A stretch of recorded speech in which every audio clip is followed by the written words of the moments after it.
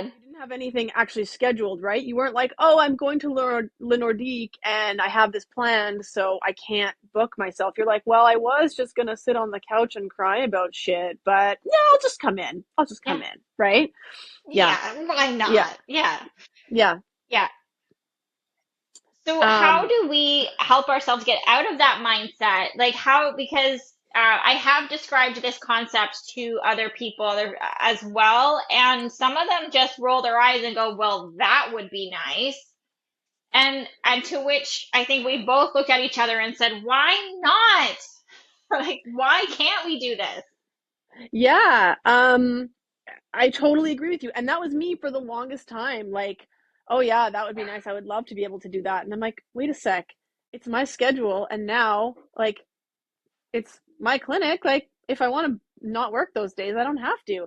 But it is hard to predict, right? Especially if you have kind of an inconsistent cycle, which has been a big problem for me, like throughout my life between like taking birth control and then not taking birth control and then like being super stressed and missing periods because of it and all that kind of stuff.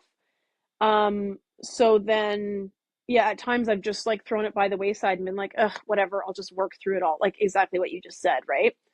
So I mean, the best way I think is to start tracking it. So there's a bunch of different trackers. Of course, there's like if you have an iPhone, there's just like the health app, and it doesn't tell you where you're at in your cycle, but it tells you, you can input when you're actually like bleeding and then when you have symptoms, so you can sort of count the days like that.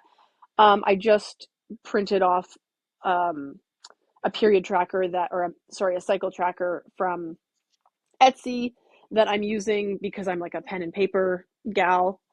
Um, so that's another way to like to track it, right? So maybe track it for like, say, yeah, a month, 2 months.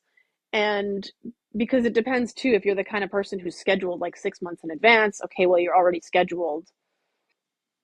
If you Hmm. could, if you really want to take care of yourself, if you're like, you know what, I'm going to change my practice this year, I'm going to change what I'm doing, I want to do the best for me so I can do the best for my clients, then you can change your schedule, right? And try to figure out, again, maybe take 1 or 2 months to track your cycle and then say, like, okay, I'm probably going to get it kind of these 3 days.